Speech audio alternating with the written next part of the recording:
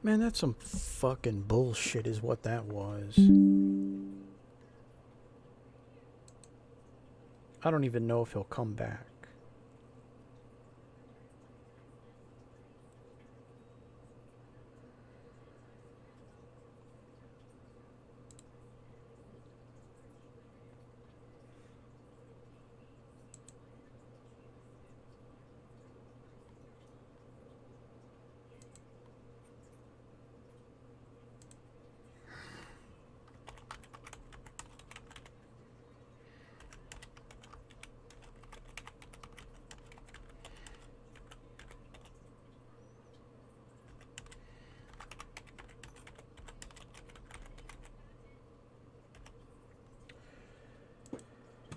That may give him a notification.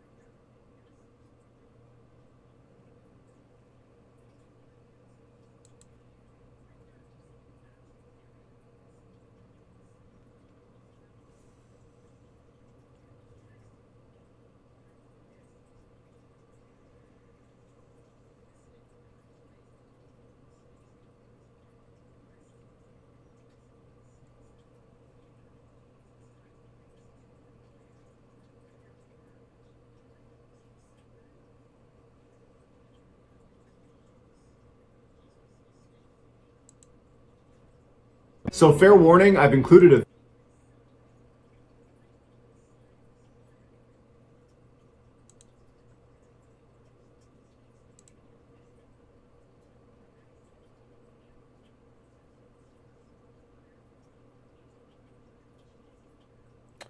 It says one person's watching.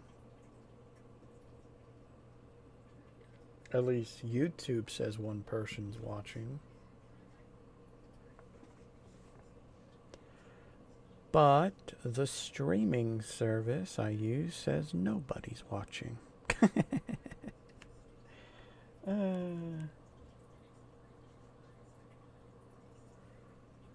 Is anybody here? Or is YouTube lying to me?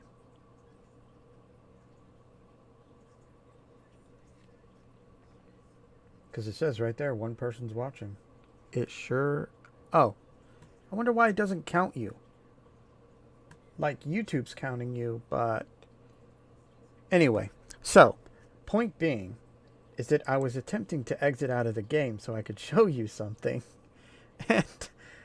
And the fucking stream, like, froze and ended all by itself while I was still in the software. I didn't find this out because I asked you if you were still there, but you didn't respond. So then I was like, well, I'm going to go check the stream. Went to YouTube and it was like, this was streamed 1 minute ago. And I was like, and the software I use was still saying that I was streaming. Anyway, so you were talking about caves and it reminded me of this guy. His name is MrBallen. He tells stories. And some of the stories he talks about just happened to be about people in caves. He does other things, you know, people that have claimed to be on haunted places, murders, that kind of thing. Video with today's number 2 story, and if you have a fear of deep dark water or are claustrophobic, you may want to consider skipping it. But before we get into today's stories, if you're a fan of the strange, dark, and mysterious delivered in story format, then you've come to the right channel, because that's all we do, and we upload 3, 4, even 5 times every week. So if that's of interest to you, please tell the like button you're sorry for all the hostility He's got a this few year, stories that, and like, that you want to take them on vacation totally as just a way of listen to in making the up dark. for They're it. kinda When they creepy. say yes, bring them to Skinwalker Ranch and promptly punt them through the portal. Also, please subscribe to our channel and turn on all notifications so you don't miss any of our weekly uploads. All right, let's get into today's stories.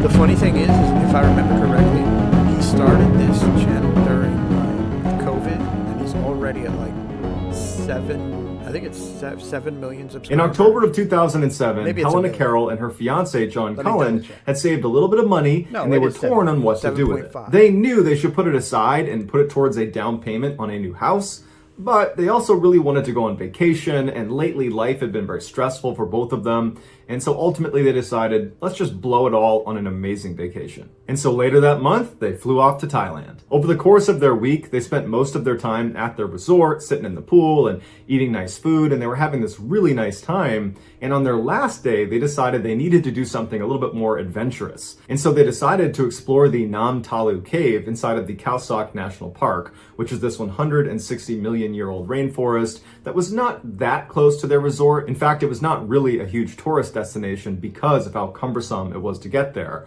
But from everything they read about this park, and specifically this cave they wanted to go in, it was just this breathtaking experience, and so they were sold. After signing up for a guided tour, they headed down to the pier where they boarded a boat and drove 90 minutes to the entrance of this park. When they got off, they met their 2 guides and then walked down to this entrance area where they connected with the other 5 tourists that were going to be on this tour with them. Those 5 people were 2 Swiss parents and their 2 teenage daughters, along with a 10-year-old German boy who was there on his own. After everyone had said hello and introduced themselves, they began walking through the park towards this cave. The allure of the Nam Talu cave, which is the cave they were going to be going to, was there was a river that ran through it, where at times as you walked through this cave, you'd have to hold onto a rope and wade through the water. Watching some of his videos, I'm like, yeah, I'm never going in a cave by myself. But it felt safe and controlled, and it was kind of exhilarating for foreign tourists to go through the cave. As they were just about to get to the entrance of the Nam Talu cave, some park rangers happened to walk down the path next to them, and they exchanged some words with the 2 local guides that were leading this tour, and they told them it's a bad idea to go into the Nam Talu cave because this is the monsoon season. No one's supposed to be in there, and if it starts raining while you're inside the cave, you won't hear it, and it will flood the cave, and then you'll be trapped. But despite the warning, the group continued on because it hadn't rained that day, and there wasn't any rain in the forecast, and the 2 local guides that were leading this tour were really confident that they were not in danger. They entered the cave a little after 1 p.m. and right away they were walking through little puddles of water that got a little bit deeper, and pretty soon they were holding onto the rope and walking through the deeper sections of the cave. You know, water's up to their waist, and by all accounts it was very exciting. And the entirety of the tour should only take about an hour, where it's 30 minutes in, you hit the turnaround point, and you come back. And they had made it about 20 to 25 minutes in, right before the turnaround point, when Helena and John, who were towards the front of the tour heard what sounded like a rushing or roaring sound coming from the entrance of the cave. And they turned around and they saw this wave of water barreling into the cave. And instinctively, John and Helena start climbing up the walls. And luckily, there was a ledge where they were, and they managed to scramble. Like, there's actually been a lot more mass shootings than most people are aware of. Is that most of them have been stopped either by an officer, an individual, but the news never tells you that because, well, nobody died. Up onto this ledge, and Helena would say as soon as she got up there, she turned around to look where she had just been standing, right as this surge of water blasted past them, carrying with it the 2 tour guides and the 10-year-old German boy, who immediately got swept around the corner down the dark tunnel. And then seconds later, the 2 Swiss parents and their teenage daughters, they got swept away around the corner. The couple was now stranded on this ledge with no time to be upset about what they're witnessing, because the water was not only surging past them, it was rising, and there was limited amount of space before they would just be completely Sitting there submerged in watching water. And so they tried their best to climb up this wall to a slightly higher ledge, which was still only a few feet away from these rushing rapids. And so as they're crouched up on this ledge, John eventually says to Helena, we're going to die if we stay here. We're going to drown. And so I need to find a way to maybe get past this initial rush of water, and maybe on the far side of the cave, I can work my way back up to the entrance and hopefully get us some help. And initially Helena said, don't do it, don't leave, we're safe here.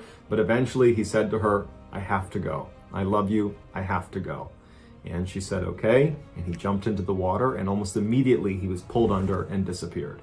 For the next 20 hours, Helena had to sit on this ledge in total darkness until the water finally began to subside a little bit and rescuers could come in to get her. What had happened was, after Helena and the rest of the tour group had gone inside of the cave, they made it just far enough in that they were out of earshot of what was happening outside of the cave. Right at that moment, a huge freak storm rolled in. There was this flash flood that was so intense, the lake that was right outside of the entrance to this cave, it rose up and began dumping directly into the cave. It was like a dam basically breaking, and all the water just poured in all at once. When Helena was finally let out of the cave, she didn't know what happened to her fiance or the other tourists that were part of the group. But as soon as she stepped outside, she saw there were 8 coffins that had been lined up right outside, and she found out that she was the sole survivor. Despite this tragedy, people still go into the Nam Talu cave even during monsoon season.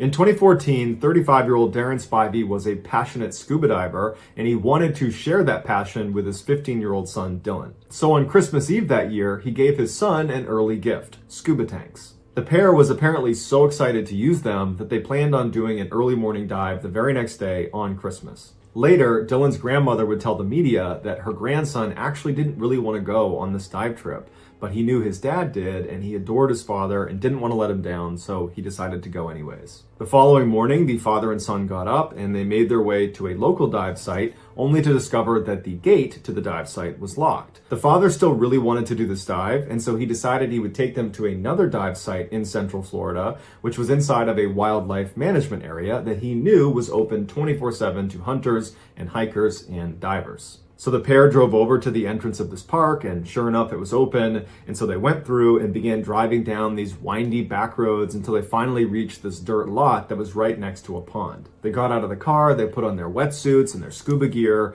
and began waddling their way over to this wooden walkway that starts in the parking lot and goes all the way up and out onto the pond like a dock. And as they walked down this wooden walkway, they would have passed a number of signs telling them, do not dive in this pond unless you're an expert diver. Because this is not just some pond. This pond was the entrance to the infamous and deadly Eagle's Nest, which in the cave diving community is known as the Mount Everest of cave diving. At the bottom of this little placid-seeming pond is a narrow hole that is a tunnel that goes straight down, and that is the single way in or out of this massive underwater cave system. Expert divers will swim over to this hole and grab the guideline that goes down into this cave, and they'll follow it and they'll swim straight down until the light above them fades, and all they can see below them is just black nothingness. And once they get through the end of this tunnel, it opens up into this massive chasm that's called the ballroom. And as soon as you get into the ballroom, if you stop and shine your light in any direction,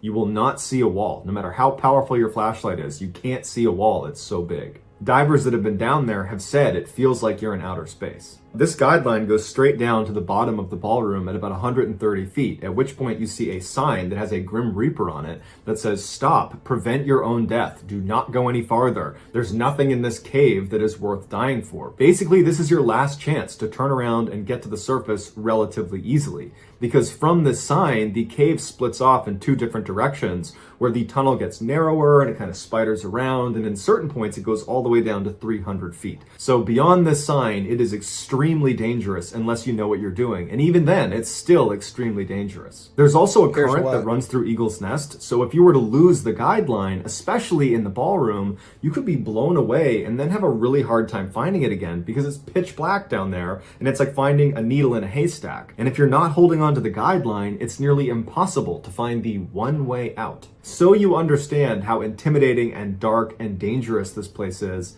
Here's a video of a diver going through that tunnel into the ballroom.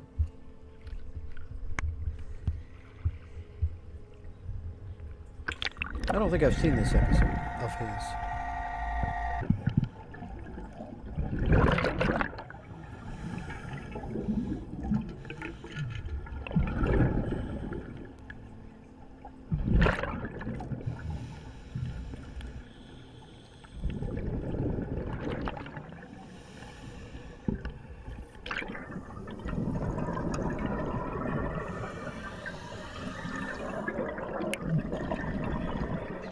Yeah, there have been a few caves, underwater cave systems where people have went to and died, so they end up putting those kind of signs up. Ironically, usually it's people that aren't experienced either.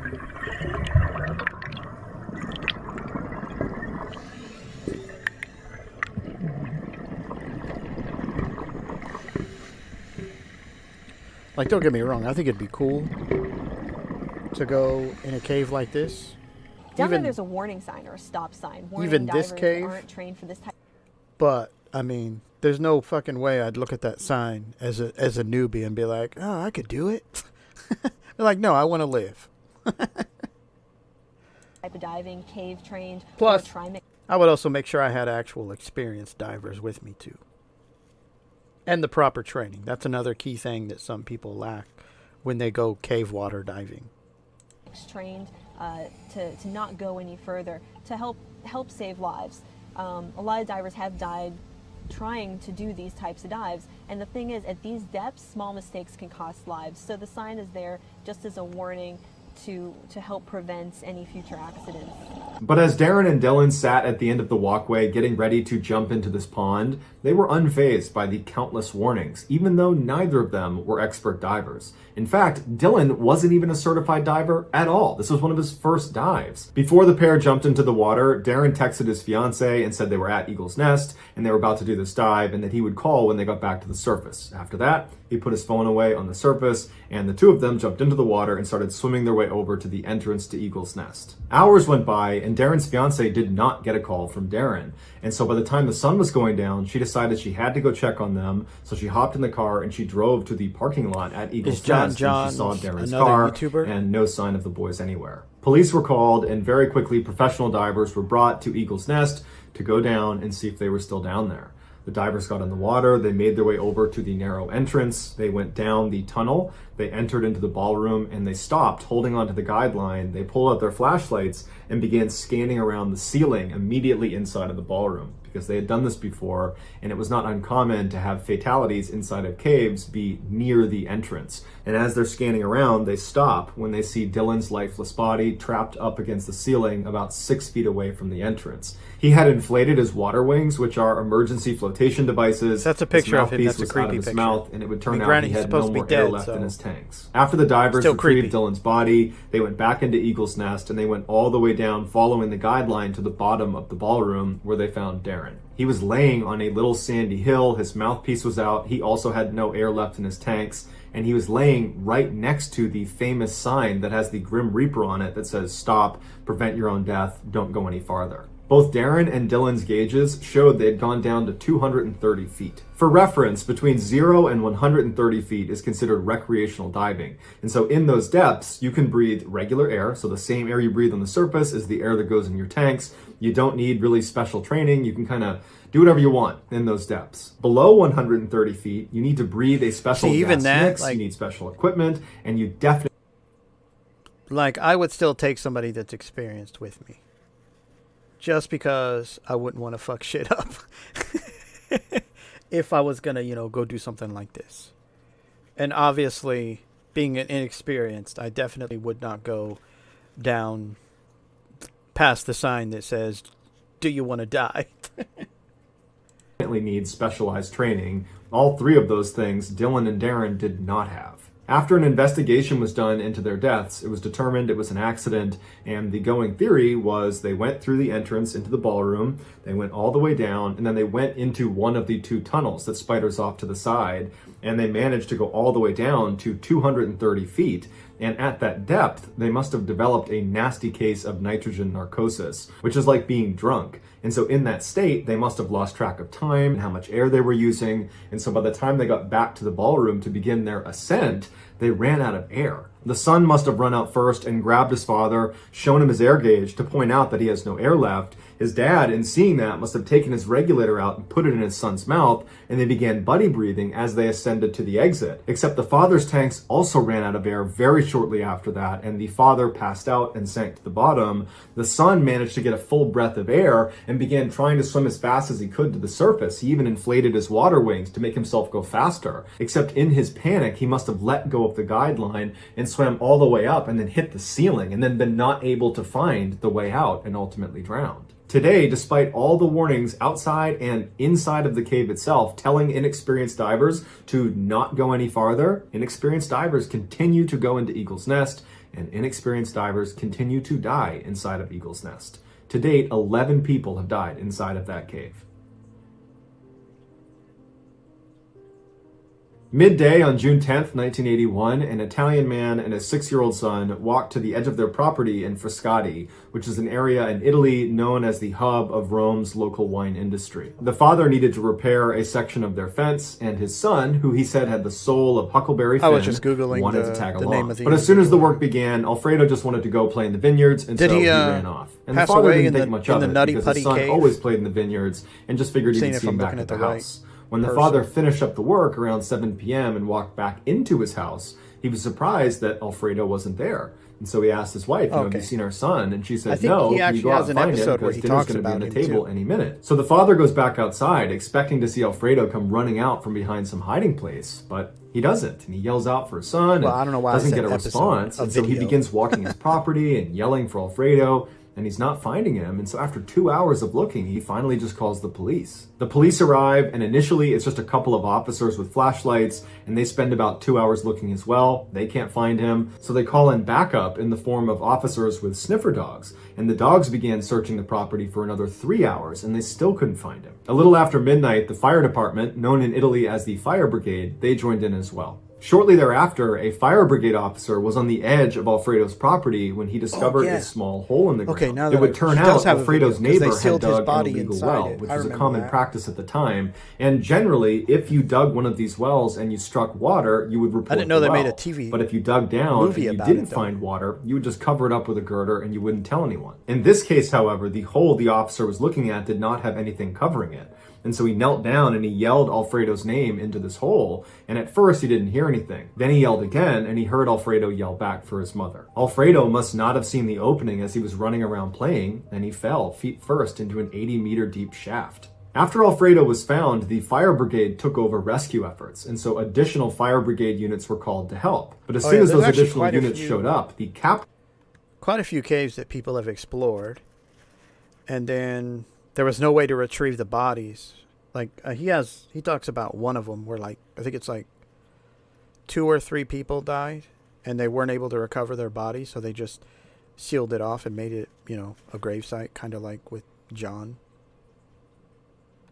Of the different units began arguing with each other because it wasn't really clear how they were going to get him out. And unfortunately, the fire brigade immediately made a very bad decision. They decided to lower a plank into the shaft attached by a rope that he could grab onto, and they could pull him out that way. But when they lowered it at about 24 meters, the plank got stuck inside of the tunnel. And when they yanked on the rope to try to free it, the rope came off of the plank, but the plank remained wedged in the tunnel, blocking the tunnel. By the following morning, TV crews had swarmed the area, and one of them offered up a 2-way microphone that could be lowered down into the hole so they could talk directly to Alfredo. When the microphone was finally lowered down next to his face, he was crying and pleading for them to get him out and that he missed his mother. Amateur spelunker Tullio Barnaby, a 23-year-old, had come over and joined the vigil that night. The plank plan shocked him for its foolishness, and so too did the scene. It was like everyone and no one was in charge. The well opening had been widened in hopes that a very skinny person would be willing to be lowered down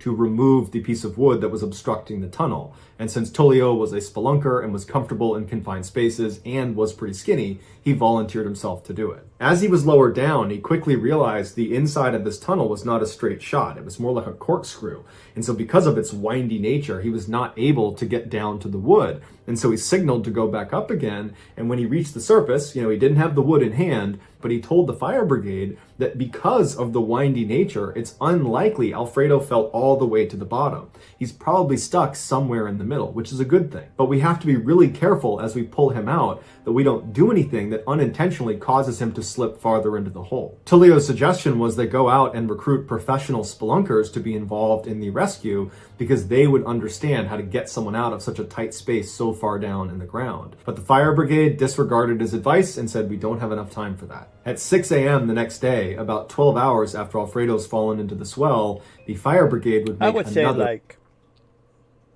if I was in his position, I think I would rather the fire brigade go get somebody that knows what they're doing. even if there was a potential that I would die waiting for them. I think I'd rather have more experienced people in that situation as opposed to, firefighters. But that's just my 2 cents. A very poor decision. They decided they would drill down another hole parallel to the one Alfredo was in, and they would drill down past the point they believed Alfredo was, at which point they would turn and drill laterally and connect to the tunnel Alfredo's in, grabbing Alfredo, pulling him across, and back up the new tunnel. Tullio objected, and he said the vibrations from this drill are almost certainly going to dislodge the boy and cause him to slip farther into the tunnel. But once again, the fire brigade did not was it listen. a boy? The drilling began about 2 hours later, and by that afternoon, Alfredo's plight had become major national news, with every single TV station playing a 24/7 live broadcast of the well, watching the drilling take place. Even the Italian president made a special trip to the well to see how it was going. But the drilling was very slow, and Alfredo, he had that microphone next to his head, and he was crying half the time. Then the other times he was just pleading with them to get him out and saying he was cold or that he was tired, and the rescuers would say, we're going to be down there to get you, don't fall asleep, we're going to get you out of there. Finally, after 36 hours, they had drilled all the way down to their intended stopping point, and they began drilling across into Alfredo's well. See, when they finally broke into Alfredo's you think about it, they probably could have got professionals in less time than it took them to drill this fucking hole. well, rescuers rushed in with flashlights and looked up and looked down, and there was no sign of Alfredo. And they called it up to the top, and they said, he's not here. And then all of a sudden, they heard a faint voice coming from all the way down at the bottom of the well.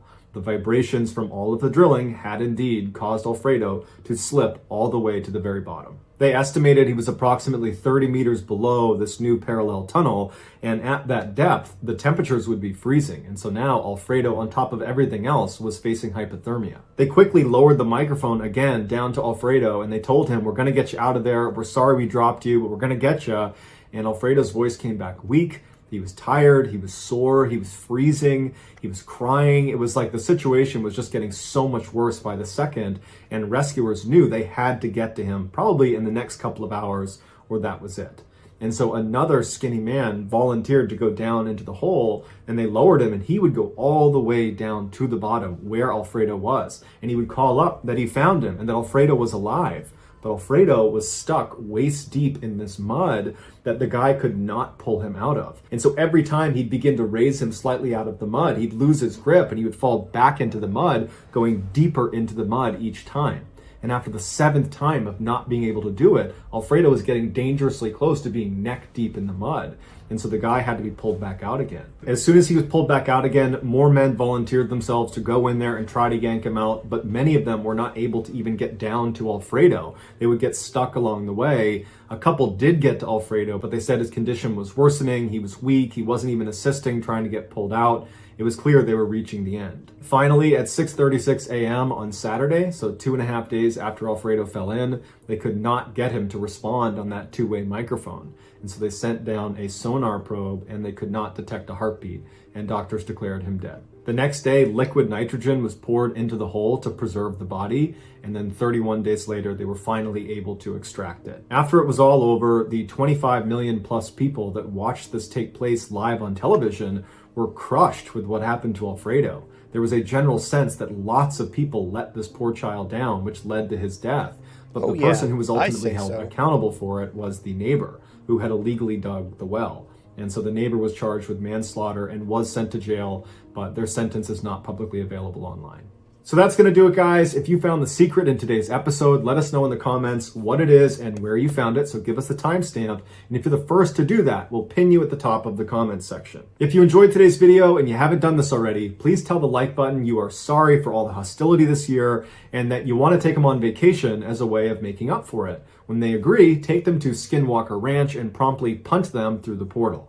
Also, please subscribe to our channel and turn on all notifications so you don't miss any of our weekly 3, 4, even 5 video uploads. If you want to get in touch with me, you can direct message me on Twitter or on Instagram. My username for both platforms is the same. It's drill down past the point they believed off.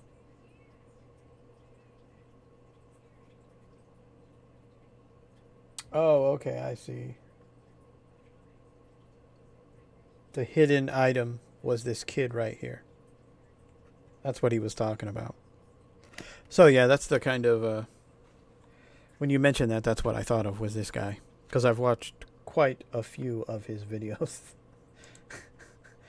When I first found him, I think I stayed up like 2-3 hours just watching a bunch of his videos. Probably not the best idea, seeing as how it was dark, and some of them he likes using creepy ass images to represent stuff.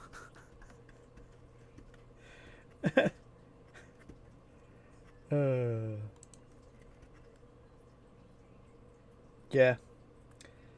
Still quite a few I haven't seen. But I've like definitely binge watched a lot of his earlier ones. Alrighty, so I just pretty much came back on to show you that. If you hung out and watched it, that's cool, you know? Definitely my last live video I'm doing for today, because it's like almost 10. And I gotta finish laundry, take a nap, well, go to sleep, wake up, go to work tomorrow.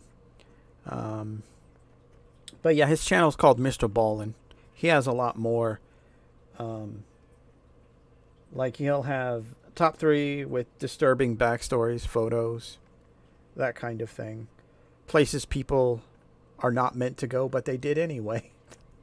So anyway, I'll see you guys on the next video, which will not be